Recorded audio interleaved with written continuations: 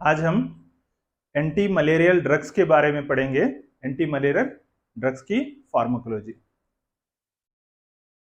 Anti malarial drugs क्या होते हैं और according to WHO definition of malaria क्या है और definition of anti malarial drugs, क्या कॉजेस है, क्या कारण है मलेरिया का और कैसे ट्रांसमिशन होता है और कौन से स्पेसीज है जो मलेरियल पैरासाइट होते हैं और life cycle of malarial parasite के बारे में जानेंगे और स्टेजेस जानेंगे। उसके बाद में थेरापेटिकल क्लासिफिकेशन, कौन से मेडिसिन देते हैं इस कंडीशन में, उसके जानेंगे और कुछ आयुर्वेदिक ड्रग्स के बारे में भी जानेंगे।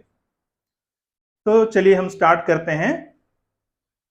पहले हम ये जानेंगे कि WHO के हिसाब से क्या होता है डेफिनेशन। WHO के हिसाब से मलेरिया क्या होता है। Malaria is a life threatening disease caused by parasite that are transmitted people through the bites of infected female anopheles mosquito. मतलब मलेरिया जो होता है ये जानलेवा बीमारी है। ये पैरासाइट से होती है, जो प्लाज्मोडियम पैरासाइट से होती है और ये मच्छर के काटने से, बाइट से, फीमेल एनाफिलस मस्किटो के मच्छर के काटने के वजह से होती है। और अब हम जानेंगे कि एंटी मलेरियल ड्रग्स क्या होते हैं। एंटी मलेरियल ड्रग्स तो ऐसे दवाई जो प्रोफिलेक्सिस, प्रिवेंशन और रिलैप्स को रोक दे। मतलब ऐसी दवाई जो मलेरिया होने से रोक दे और या जिसको हो गया है उसको मलेरिया के लक्षणों को कम कर दे और जिसको दोबारा फिर से ना आ सके मलेरिया, इस तरह से रिलैप्स को रोक दे, ऐसी दवाई को हम कहते हैं एंटी मलेरियल ड्रग्स। ठीक है। तो अब नेक्स्ट क्या कारण है, कौन से कारणों की वजह से हमें मलेरिया होता है, कॉजेस जानेंगे। तो मेनली जो होते हैं 4 स्पेसीज है प्रोटोजोआ के जो मलेरिया को प्रोड्यूस करते हैं। वो होते हैं पैरासाइट प्लाज्मोडियम। तो प्लाज्मोडियम के वजह से जो पैरासाइट होता है प्लाज्मोडियम, ये इसके 4 स्पेसीज होते हैं, इसके वजह से मलेरिया होता है। और ट्रांसमिशन, ये फैलने की वजह क्या है, ये जो फीमेल एनाफिलस मच्छर होता है मस्किटो, उसके काटने के वजह से ये ट्रांसमिशन होता है या फैलता है। ठीक है। अभी हम जानेंगे कि कौन सी स्पेसीज होते हैं जो मलेरियल पैरासाइट्स के। तो मेनली ये 4 स्पेसीज होते हैं जो मलेरिया को ट्रांसफर करते हैं। तो वो है पहली वाली जो प्लाज्मोडियम फैल्सिफॉर्म। ये बहुत जानलेवा और सबसे टफ पैरासाइट होती है प्लाज्मोडियम कंपैरेटिवली ये सभी चारों को। तो सबसे जो टफ मानी जाती है, जो खतरनाक जो बीमारी होती है जानलेवा, ये प्लाज्मोडियम फैल्सिफॉर्म है। और जो दूसरा वाला है प्लाज्मोडियम वाइवैक्स और तीसरे वाला प्लाज्मोडियम ओवले और जो लास्ट चौथा वाला प्लाज्मोडियम मलेरिया। ये 4 स्पेसीज होते हैं ये पैरासाइट, मलेरियल पैरासाइट के। अब हम जानेंगे life cycle of malarial parasite. तो एक लाइफ साइकिल है मलेरियल पैरासाइट, उसको हम जानेंगे। तो फर्स्ट क्या होता है कि जब भी when mosquito bite sporozoites enters human blood. तो क्या होता है, जैसे मस्किटो जो होता है काटता है, मस्किटो जब बाइट करता है किसी इंसान को, तो वहां पर क्या होता है कि स्पोरोजोइट्स ह्यूमन ब्लड के अंदर एंटर कर जाते हैं। अभी मैंने बताया ये जो स्पोरोजोइट्स होते हैं, ये स्पोरोजोइट्स जैसे ही फीमेल एनाफिलस मस्किटो बाइट करता है, तब क्या होता है, स्पोरोजोइट की वजह से ये ह्यूमन ब्लड के अंदर पहुंच जाता है। और जैसे ही ह्यूमन ब्लड के अंदर पहुंच जाता है, ये प्री एरेथ्रोस्टैटिक स्टेज लीवर में चला जाता है। इसमें क्या होता है, जैसे मच्छर काटता है ये इमीडिएटली ब्लड के अंदर चला जाता है। ब्लड के अंदर से होते हुए ये लीवर तक पहुंच जाता है। वहां पर ब्लड से सीधा लीवर तक पहुंच जाता है। लीवर में जाके वहां पर 2 स्टेज में कन्वर्ट होता है। एक जो होता है उसको डॉर्मेंसी स्टेज कहते हैं, जिसमें वो स्लीपिंग मोड में चला जाता है, जहां पर एट प्रेजेंट वो कुछ नहीं करता है, कुछ समय के बाद फिर से एक्टिवेट होकर वो फिर से अपना एक्शन शो करता है। तो उसी के वजह से रिलैप्स होता है, उसी की वजह से प्रॉब्लम होता है। जैसे हिप्नोजॉइड्स कहते हैं उसको, जो मलेरियल जो पैरासाइट होता है ये डॉर्मेंसी पीरियड में या जाके जो रेस्टिंग पीरियड में चले जाता है उसको हम कहते हैं हिप्नोजॉइड्स। तो हिप्नोजॉइड्स का मतलब ये होता है कि कुछ जो पैरासाइट्स होते हैं स्पोरोजॉइट्स वो जाके रेस्ट कर लेते हैं, कुछ समय के बाद में एक्शन करते हैं, तो इसलिए इसको हिप्नोजॉइड्स स्टेज कहते हैं। और कुछ क्या करते हैं, ये डायरेक्टली लीवर में एक्टिव रहते हैं और एक्टिव होके ये एरिथ्रोसाइटिक स्टेज में ये क्या कर देते हैं, ये कन्वर्ट होके जो स्पोरोजॉइट्स होते हैं ये लीवर के अंदर जो होते हैं हेपेटोसाइट्स, वहां पर वो मैच्योर होना स्टार्ट होते हैं, वहां पर उसकी संख्या बढ़ते जाती है, उसके वजह से वहां पर वो बस्ट कर देता है और उसको बस्ट होने की वजह से हेपेटोसाइट्स में वो फैलना स्टार्ट कर देते हैं और वो फैलने के बाद में तुरंत जाके वो क्या कर देते हैं, आरबीसी पे अटैक कर देते हैं। वो लोग क्या करते हैं, आरबीसी पे अटैक कर देते हैं और उसी को हम कहते हैं उस स्टेज को, जैसे ये क्या हो गया मेरोजॉइड्स। तो स्पोरोजॉइड्स क्या होते हैं, ये अर्ली स्टेज जैसे ब्लड के अंदर पहुंच जाता है, उसके बाद में जब लीवर के अंदर जाके पहुंचकर जब आरबीसी पे अटैक करते हैं, जब अपना शेप चेंज कर लेते हैं, उसके वजह से स्पोरोजॉइड्स को ही हम मेरोजॉइड्स कहते हैं। तो ये मेरोजॉइड्स क्या करते हैं, ये ब्लड के आरबीसी में जाकर मैच्योर हो जाते हैं, वहां पर रेड ब्लड सेल्स के अंदर ये मेरोजॉइड्स मैच्योर हो जाते हैं और वहां पर से भी वो बस्ट हो जाते हैं। ठीक है, तो यहाँ पे आरबीसी में बस्ट हो जाते हैं, तो आरबीसी को ही हम एरिथ्रोसाइट्स कहते हैं। तो पिछले अभी जो हम जाने तो उसको कहते हैं प्री एरिथ्रोसाइट स्टेज, अगर जो लीवर के अंदर जो ग्रो करते हैं और अगर आरबीसी के अंदर ग्रो होके बस्ट हो रहे हैं तो उसी को हम कहते हैं एरिथ्रोसाइटिक स्टेज। तो यहाँ पर क्या करते हैं, RBC develop and get mature, तो ये क्या करेंगे, मैच्योर हो जाएंगे और उसके बाद में जैसे ही आरबीसी में मैच्योर हो जाएंगे ये क्या करेंगे, आरबीसी रप्चर एंड रिलीज मेरोजॉइड्स। तो क्या करेंगे, आरबीसी के अंदर बहुत सारे मेरोजॉइड्स जमा हो जाएंगे और उसको बस्ट कर देंगे। तो बस्ट करने के वजह से क्या होता है कि वहां पर ये मेरोजॉइड साइट्स क्या हो जाते हैं, रप्चर होके और दूसरे इस पे रेड ब्लड सेल पे अटैक कर देते हैं और फैल जाते हैं, जैसे यहाँ पे दिया गया है, उसी को हम कहते हैं एरिथ्रोसाइटिक स्काइजोगोनी। तो ये क्या होता है, एरिथ्रोसाइटिक स्काइजोगोनी मतलब यहाँ पर असेक्सुअल रिप्रोडक्शन हो जाता है, तो यहाँ पे मेल गैमेट्स और फीमेल गैमेट्स बन जाते हैं।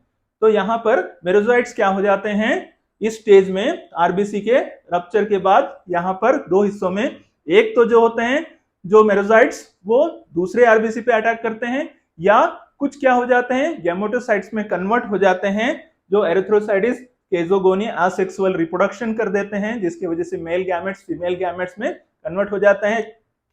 और उसके अगला नेक्स्ट स्टेज क्या हो जाता है, नेक्स्ट स्टेज में ये मेरोजॉइड्स क्या होते हैं, differentiate in male and female. अभी जैसे मैंने बताया ये मेल और फीमेल गैमेट्स में ये अलग अलग डिफरेंशिएट हो जाते हैं और gametocytes enters in the mosquitoes. फिर से क्या हो जाता है, जैसे शरीर में एक साइकिल होती है जहां पर ये जैसे मेल और फीमेल गैमेटोसाइट्स जैसे हो जाते हैं शरीर में फैलते रहते हैं, दूसरा वाला कोई मच्छर फिर से मस्किटो जब भी बाइट करेगा तो वहां पर उसी बाइट की वजह से ये फिर से फीमेल एनाफिलिस मस्किटो के अंदर चले जाते हैं और वहां पर फिर वो दूसरे किसी और को काटेगा और इस तरह से जो मलेरिया फैलता जाएगा।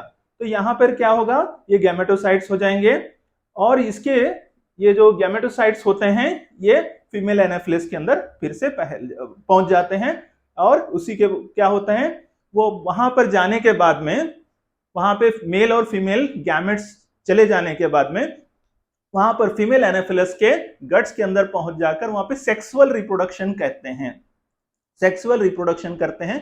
उसके बाद में वहां पर ज़ाइगोट फॉर्म होता है और फिर से स्पोरोगोनी बन जाता है, स्पोरोजाइट्स ये प्लाज्मोडियम, और फिर से वो जैसे ही मैच्योर हो जाते हैं फिर से मस्किटो फीमेल मस्किटो जैसे दूसरे को काटेंगे फिर से वो फैलने की कंडीशन पर पहुंच जाएंगे। तो यहाँ पर क्या होता है कि दो तरह के होस्ट होते हैं, प्राइमरी होस्ट और सेकेंडरी होस्ट। तो प्राइमरी होस्ट किसे कहते हैं? जो फीमेल एनाफिलस मस्किटो जिसके अंदर सेक्सुअल रिप्रोडक्शन होता है उसको हम कहते हैं प्राइमरी होस्ट, और जो ह्यूमन बींग्स होते हैं एसेक्सुअल जो सेकेंडरी होस्ट होते हैं, यहाँ पर एसेक्सुअल रिप्रोडक्शन होता है ये मेल और फीमेल गैमेट्स का। तो दो तरह के यहाँ पर होस्ट होते हैं। तो ये साइकिल रिपीट होते जाती है। क्या होता है? पहले फर्स्ट मस्किटो बाइट होता है, फिर से एक बार रिवीजन दे रहा हूं मैं। जैसे फर्स्ट क्या होता है? मस्किटो बाइट करता है, स्पोरोजोइट्स छोड़ देता है, तो यहाँ पर इसको हम प्री एरिथ्रोसाइटिक स्टेज कहते हैं लीवर के अंदर पहुंचने के बाद में। तो लीवर के अंदर प्री एरिथ्रोसाइट मतलब एरिथ्रोसाइट्स का मतलब आरबीसी, तो आरबीसी में पहुंचने से पहला वाला स्टेज, फिर उसके बाद में आरबीसी में पहुंच जाते हैं, वो कन्वर्ट हो जाते हैं मेरोसाइट्स के फॉर्म में, वहां पर रेड ब्लड सेल्स पे अटैक कर देते हैं, उसको कहते हैं हम एरिथ्रोसाइटिक स्टेज। फिर उसके बाद में क्या होता है? एरिथ्रोसाइट्स रप्चर हो जाते हैं, और रप्चर होने के बाद में वहां पर दो फॉर्म में निकलते हैं, एक तो जो होता है दूसरे आरबीसी पे अटैक कर लेता है, या गैमेटोसाइट्स बन जाते हैं मेल और फीमेल में अलग अलग डिफरेंशिएट होके, और उसके बाद में ये स्पोरोगोनी बन जाते हैं जो होता है फिर से दूसरा मस्किटो जैसे काटता है, तो वहां पर चले जाके मेल और फीमेल गैमेट्स वहां पर सेक्सुअल रिप्रोडक्शन करके फिर से वो अपना साइकिल बना के ट्रांसफर करते हैं। ये होता है life cycle of malarial parasites. इसके बाद में हम आगे जानेंगे कि स्टेजेस क्या होते हैं, स्टेजेस ऑफ मलेरियल पैरासाइट। तो पहला स्टेज होता है प्री एरिथ्रोसाइटिक स्टेज।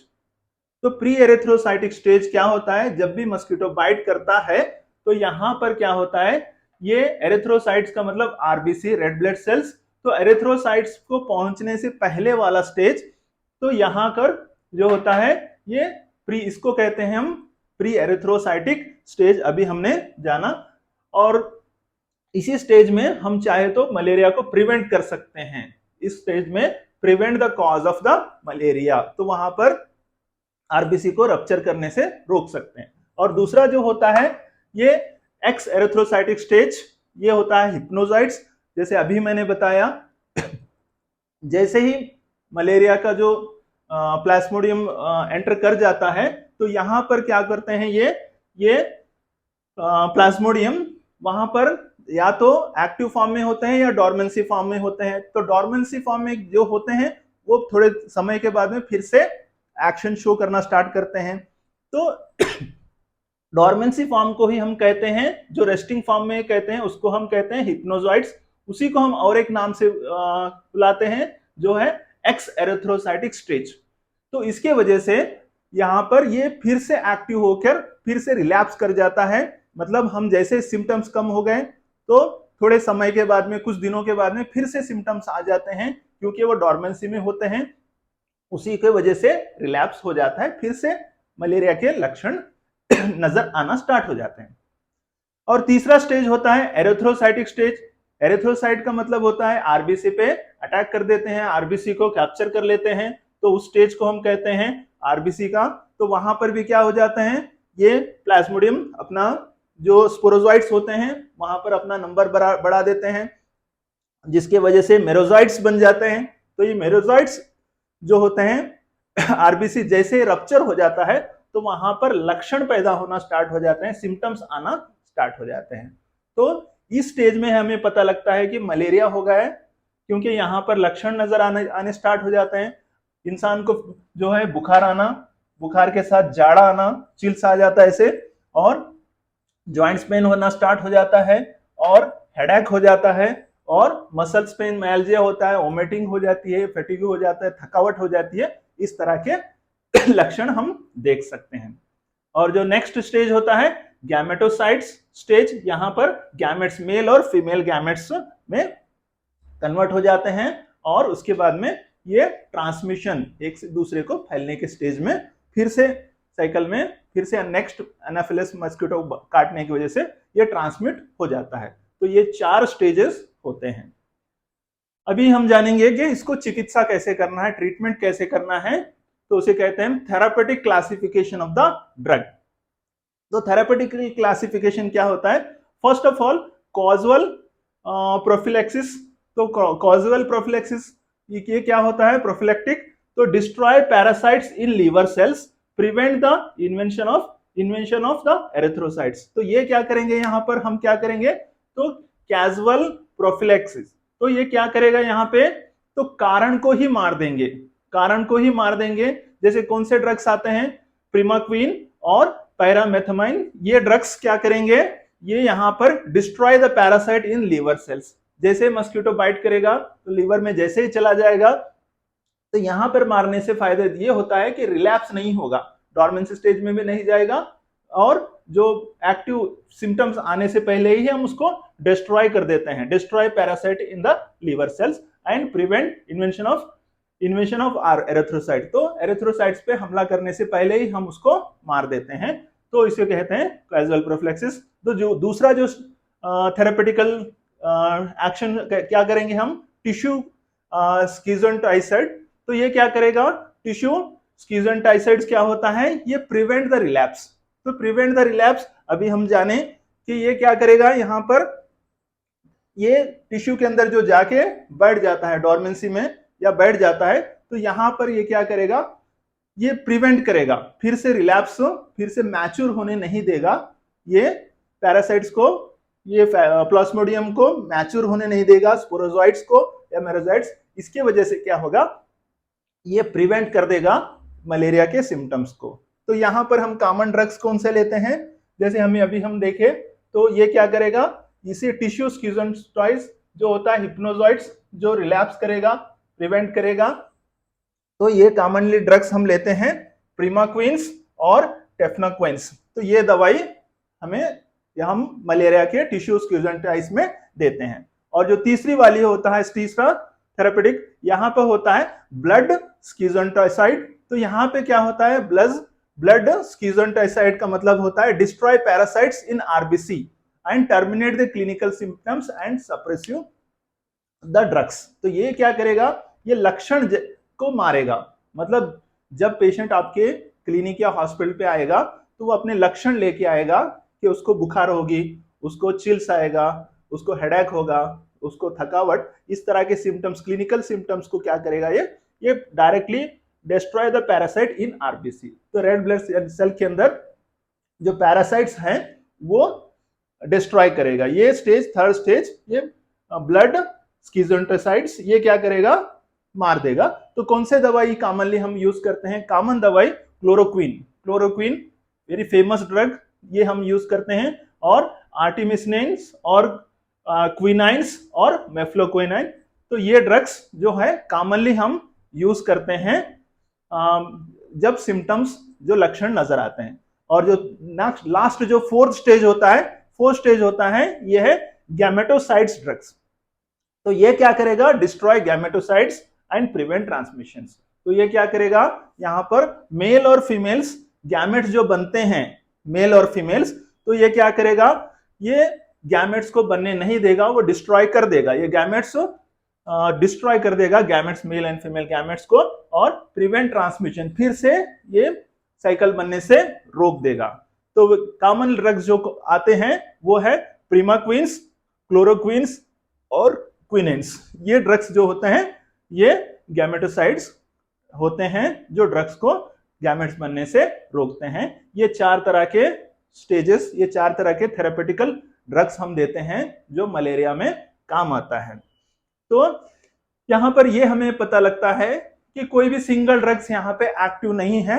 यहाँ पर क्या होता है? मल्टीपल ड्रग्स हमें देना पड़ता है, क्योंकि लक्षण जब नजर आते हैं तो हमें यहाँ पर ये ब्लड स्कीजेंटाइड्स देना पड़ेगा, जो क्लोरोक्विन्स होते हैं और आर्टिमिसिन्स होते हैं, आर्टिथस, ये ड्रग्स दे देते हैं। और प्रिलैप्स, उसको यहाँ पर हमें लीवर के अंदर के पैरासाइट को डिस्ट्रॉय करने के लिए हम प्रीमाक्विन दे देते हैं, और रिलैप्स को रोकने के लिए देते हैं। तो यहाँ पर मल्टीपल ड्रग्स देना पड़ेगा जो पूरी साइकिल को डिस्ट्रॉय करने के लिए, तो life cycle of malarial parasite को डिस्ट्रॉय करने के लिए, यहाँ पर पूरी साइकिल को डिस्ट्रॉय करने के लिए मल्टीपल ड्रग्स दिया जाता है, जिसके वजह से ये पूरा साइकिल पूरा डिस्ट्रॉय हो जाए। ठीक है। इसके अलावा हम जानेंगे कि केमिकल क्लासिफिकेशन, यहां पर केमिकल के बेस के हिसाब से और मलेरिया का क्लासिफिकेशन होगा, ड्रग्स का क्लासिफिकेशन होगा।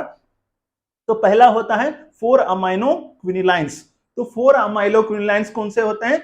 यहाँ पर क्लोरोक्विंस और अमाइडोक्विंस। और जो दूसरा होता है 8 अमाइनो क्विनिलॉन्स, ये होते हैं प्रिमाक्विन और टेफनाक्विंस। और क्विनिलॉन्स, ये क्विनिलॉन्स, मिथनॉल्स, ये क्या होंगे? क्विनिन्स और क्विनिडाइंस और मेफ्लाक्वाइंस। और जो फोर्थ होता है ये सेस्क्वाइटरपाइन, ये लैक्टोन्स, ये क्या है? आर्टिमिसनिन्स और आर्टिमिसनेट्स, आर्टिमीथर्स, आर्टिथर्स। ये दवाई जो होते हैं, ये दवाई इस ग्रुप में आते हैं। तो टोटल 4 केमिकल क्लासिफिकेशंस हैं बेस्ड ऑन केमिकल्स, या मलेरिया में हम यूज करते हैं। इसके अलावा आयुर्वेदिक ड्रग्स आते हैं। आयुर्वेदिक ड्रग्स कॉमनली जो होता है सीसीआरएस, जो प्रोड्यूस किया है आयुष 65, कॉमनली जो होता है आयुष मिनिस्ट्री के द्वारा आयुष 64 देते हैं। ये आयुर्वेदिक ड्रग्स है जो कॉमनली यूज करते हैं हम मलेरिया के अंदर। इसके अलावा कुछ हर्बल ड्रग्स होते हैं, जो होते हैं कासनी, चोरका, यष्टि मधु, निम्बा, सप्तपर्णा, और बहुत सारे ड्रग्स होते हैं जो मलेरिया को किल करने के लिए और मलेरिया पैरासाइट को डिस्ट्रॉय करने के लिए काम आते हैं। तो ये है हमारा कुछ brief information anti malarial drugs के बारे में। Okay, thank you for watching. Okay, please subscribe channel.